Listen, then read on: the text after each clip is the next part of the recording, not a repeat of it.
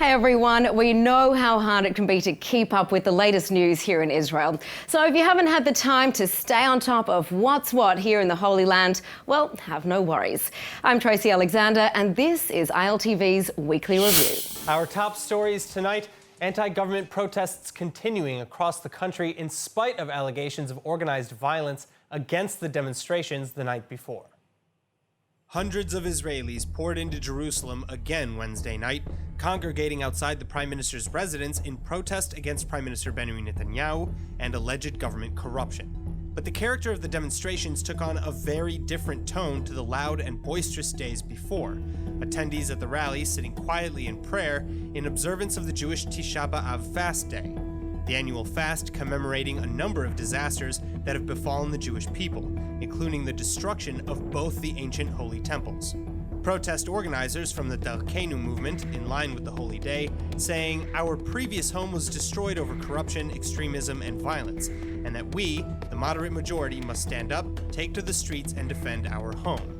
Meanwhile, in light of the previous evenings, police were reportedly considering banning protest marches altogether, saying it was difficult to protect the demonstrators who were on the move. Several anti-government protesters being attacked by a suspected far-right group, nearly a dozen sent to hospital Tuesday night. One injured protester, 27-year-old Shai Sekler, describes about 10 people dressed in black moving through the crowd in an organized group, before launching their planned ambush and with no help around from authorities.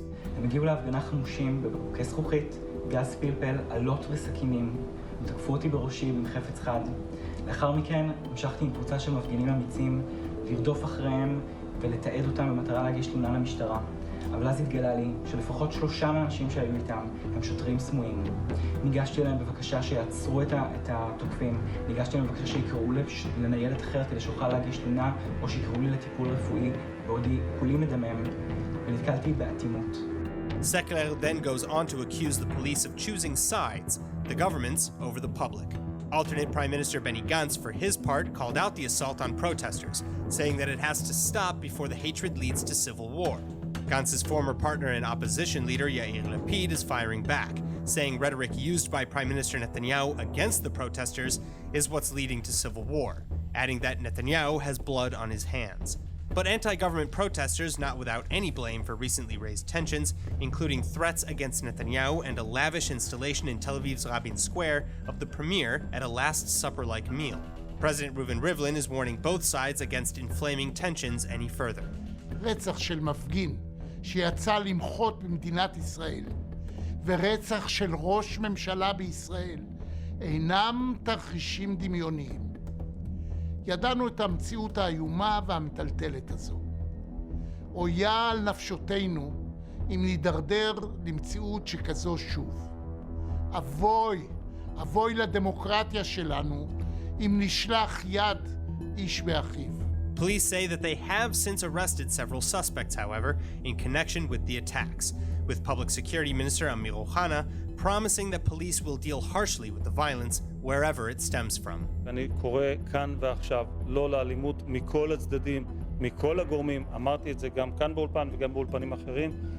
אין שום לגיטימציה, לא לאלימות, לא להסתה לאלימות ולא לקריאות אלימות. Moving on, large crowds outside the Prime Minister's residence weren't the only gatherings in Jerusalem overnight. Hundreds of religious Jews arriving at the Western Wall complex Wednesday evening to usher in the fast of Tisha B'Av, many storming through security in anger over the coronavirus restrictions put in place at the holy site. The complex was sectioned off into so-called capsules for up to 20 people each, and totaling about 1,000 possible worshippers at the complex at any one time. Then the Western Wall Heritage Foundation, of course, live-streamed the prayer services for all who were unable to attend.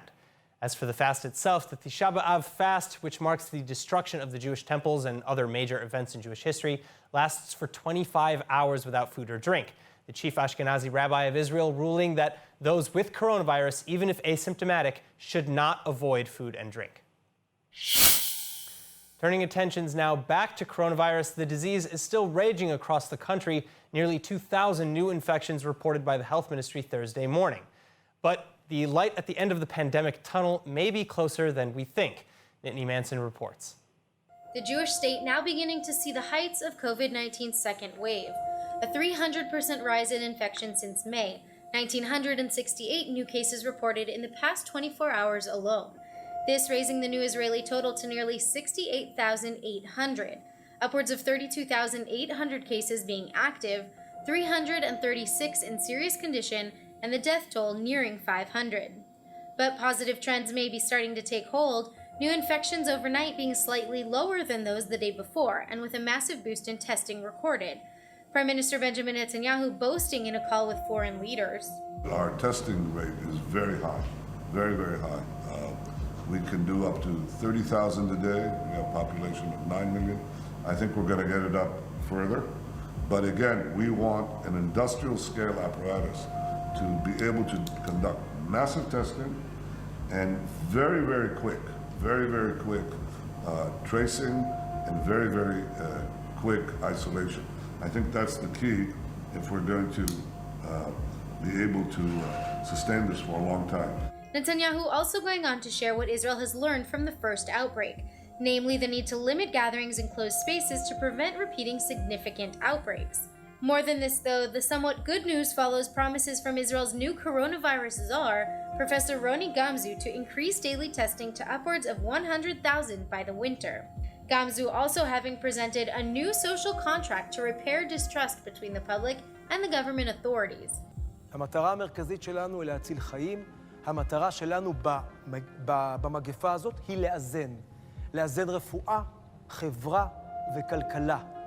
פתח את העיניים, תראה את האנשים שמאבדים את העבודה, תראה את הפרנסה.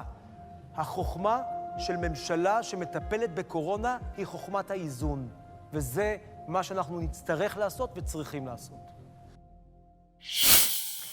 Now, amidst the doom and gloom, there needs to be some heartwarming news about COVID-19, and this Israeli school is creating it. A young boy quarantined for a week because of the pandemic almost missed his yearly class photo, but thankfully his teacher decided that no child should be left behind and got creative, bringing the entire class to the boys' window so they could all be in the picture together. Now, that's what we should be looking to create more of during this time, right? All right, now addressing Israel's economic concerns in light of the coronavirus, some good news from the Knesset overnight. The latest stimulus bill passing into law. With 68 votes in favor and 0 against, the Israeli Knesset plenum has now approved the newly amended 6.5 billion shekel, or $1.9 billion economic stimulus plan. The program outlining several no-strings-attached government grants. All citizens over 18 years old are now set to receive 750 shekels each. Parents are to get 500 additional shekels per child up to 4 children, and 300 shekels for every kid after that. There will also be another 750 shekels for recipients of various benefits, like disability pensions and nursing allowances. High earners, on the other hand, will still be excluded from the grants, the first of which are expected to be dished out by Sunday next week. Also, newly discharged IDF soldiers will receive upwards of 1,250 shekels rather than the normal 750. Prime Minister Benjamin Netanyahu is promising that there will be more in the future. Critics, however, including Treasury Director Keren Turner Eyal, compare the stimulus to throwing money we don't have into the sea. This as Israel continues to raise debts abroad by buying bonds to cover the massive costs of the ongoing pandemic. Meanwhile, the national budget still sits in limbo too, leaving the coalition's existence itself hanging in the balance. If no budget is passed, the government could face a vote of no confidence, throwing Israel back into elections. Prime Ministers Netanyahu and Benny Gantz, however, are continuing to fight over the duration of the country's financial plan. Netanyahu and his Likud party are doubling down on calls for a one-year budget, supposedly in a bid to potentially dissolve the coalition before having to hand the reins over to Benny Gantz in 2021. Gantz, on the other hand, insisting that a 2-year budget, as stipulated in their Unity Coalition agreement, is the only responsible thing to do with the public's best interests in mind. We begin with a developing story in the country's north. Israel's military responding to a security incident in the Mount Dov area on the border with Lebanon. The IDF giving instructions to the residents along the Israeli side of the Blue Line to stay at home and to discontinue any work outside. Now, the incident comes as IDF troops have been on high alert in recent days following threats by the Hezbollah terror group that it will respond to Monday's killing of a top Hezbollah fighter in Syria. The terror group is blaming the death on Israeli airstrikes. And joining us with more is ABC News correspondent Jordana Miller. Jordana, we've been hearing about an infiltration attempt by Hezbollah fighters. What can you tell us? Well, Tracy, here's what we know from the spokesman of the Israeli Defense Forces, Jonathan Conricus. He has essentially said that there was a group, a cell, a terror cell, a Hezbollah cell that infiltrated into Israeli territory. They crossed the informal border, what's called the Blue Line, and they were spotted by IDF troops. And they were killed, fired on, before they were able to carry out any kind of terror attack or attack on Israeli soldiers. He confirmed that no Israelis were injured in the incident. It's not clear if all of those suspected militants were killed or not. But the real question now, Tracy, is whether or not this failed attack will be enough for Hezbollah to kind of climb down from the tree of their threats to take some kind of revenge for the killing of that top soldier fighter last week, or whether they will try to mount another attack in the days ahead. Military officials here are saying that they are still going to be on high alert and that perhaps many tense days lie ahead. So that's an indication that it seems that the Israeli Defense Forces does not believe this is over yet. Certainly, and we know that Israeli Prime Minister Benjamin Netanyahu and Defense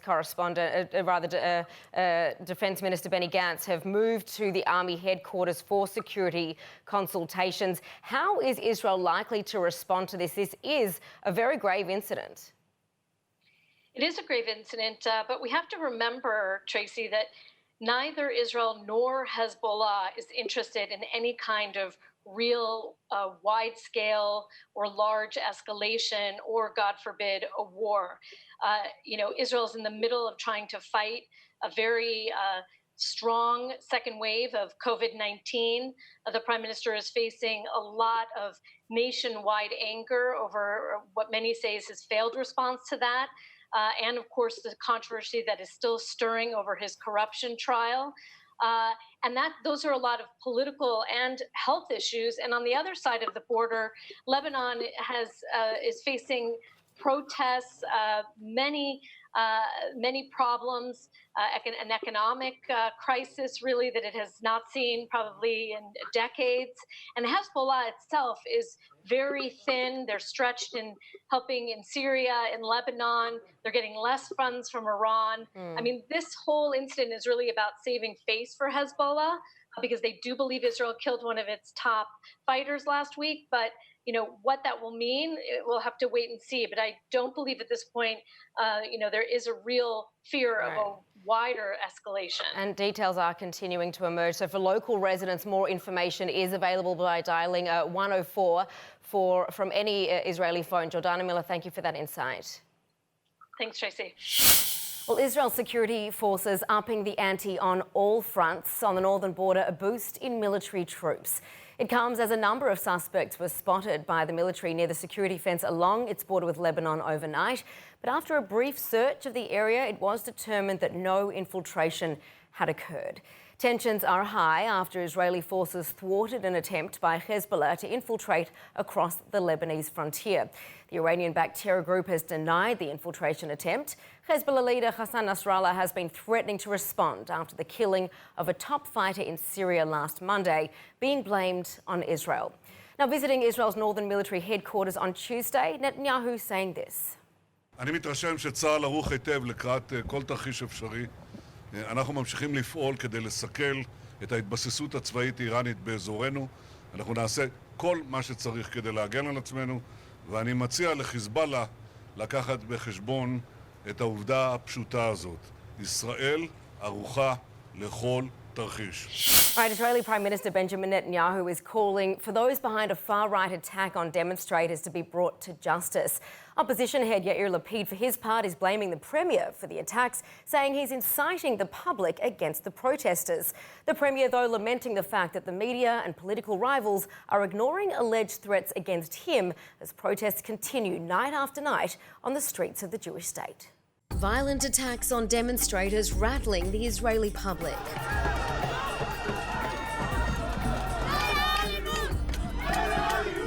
These scenes outside the Tel Aviv home of Public Security Minister Amir Ohana. Suspected far-right members of the La Familia Beitar Jerusalem soccer club reportedly behind the incident, the second claim against them in a week. As night after night protesters take to the streets, anger is growing after a leaked recording of Ohana pressuring the police brass to step up enforcement against those rallying against Prime Minister Benjamin Netanyahu. Hundreds of protesters moving from outside Ohana's home to the Ayalon highway, forcing police to redirect traffic as demonstrators blocked off the thoroughfare. Police say they arrested 4 people for disturbing the peace and assault at the rally. Meantime, in Jerusalem, another night, another protest outside the Prime Minister's official residence, calling on Netanyahu to stand down.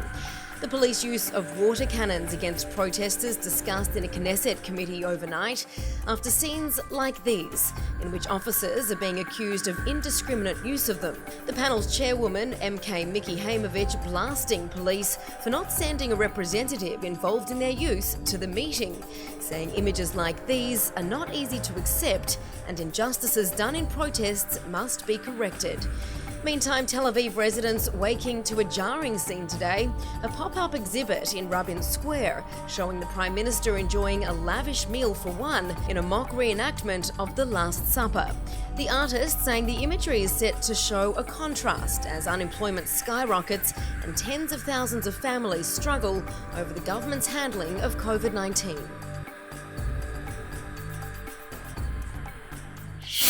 All right, now let's talk movement, because even with just a fraction of Israel's cars on the road, thanks to the coronavirus, traffic remains a consistent and major headache for the public. The solution? Taking to the sea.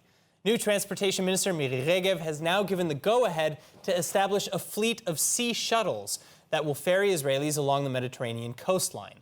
Modeling the plan after commuter ferries in places like Manhattan, Bangkok, and Istanbul, Israel's ferry system would connect the coastal cities of Hadera, Netanya, Tel Aviv, and Ashdod, literally halving the times for similar commutes by car.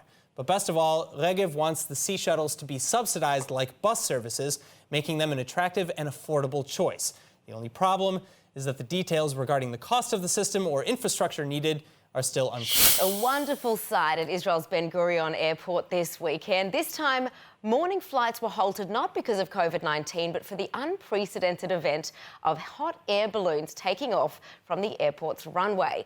Coronavirus can be thanked, though, for the 4 balloons getting permission to do so due to the small number of planes taking off and landing. The airport authority reportedly closing the airspace above the airport for the event. Dozens of aviation enthusiasts coming to watch. Now, recently, the IAA has allowed aviation enthusiasts from all sectors, like flying ATVs and ultralight aircraft, to conduct special flights from the airport, which previously could not be possible due to heavy air traffic.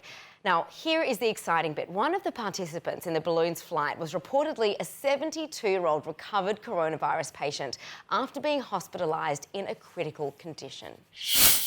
Well, hand sanitizers are now being used even more often than toothpaste, found in every car, building and purse, to stem the spread of COVID-19. And for a country like Israel, which relies on imports for all of its ethanol supply, the surge in demand is requiring some creative thinking. So Israeli scientists are finding ways of creating the product from environmental waste. In fact, Tel Aviv University's environmental engineering program is taking part in a pilot project to turn local waste into alcohol for disinfectants. In collaboration with the University of Haifa, a pre-treatment method has been used involving ozone to turn waste into ethanol that was in turn transformed into alcohol. All right, the future is here and all our nightmares are real. Robots are replacing us in the workplace. Now, in many industries, robots have already edged into human territory, but not quite like this.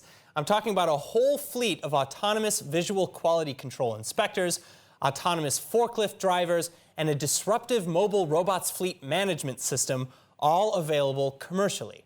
The news coming from a Musashi AI, a joint venture between Israeli 6 AI and Japanese Musashi Seimitsu, saying that trials confirm how the unique robot swarms far exceed the speed, accuracy, cost efficiency, and stamina of human workers. This is a world-first advancement. Well, things are only getting better and better for Israeli actress Shira Haas, the star of Unorthodox, receiving a nomination for Outstanding Lead Actress in a limited series or movie for her performance in the Netflix series. In it, she portrays a young Haredi woman called Esti from Brooklyn who flees to Berlin and embraces a secular lifestyle. Have a look. I had to get as far as possible for my community. So you help me. Your ticket? Passport? Good luck in Berlin. Where are you from, Misty? Never been anywhere else. Dann lass sie doch mal was Schönes zeigen.